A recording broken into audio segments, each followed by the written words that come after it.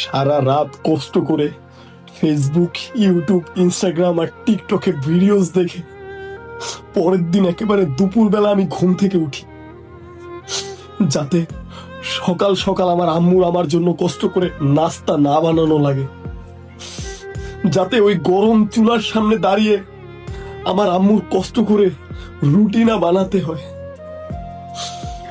যাতে আমার বাবার আমার যে খাবারের 3 বেলার বোঝা ওটা 2 বেলায় নেমে আসে, আমার বাবার উপর থেকে যেন আমার খাবারের 1 বেলার বোঝা কমে যায়। আমি এজন্য সকাল সকাল ঘুম থেকে উঠি না, এজন্য আমি সারা রাত কষ্ট করে রিলস দেখে, টিকটক দেখে, ফেসবুক দেখে, ইউটিউব দেখে কাটিয়ে দিই। কিন্তু আমার ফ্যামিলি এটা বুঝলো কই?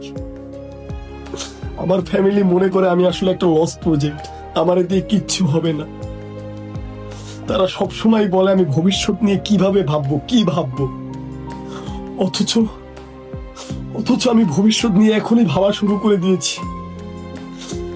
বুঝলো না, তারা বুঝলো না।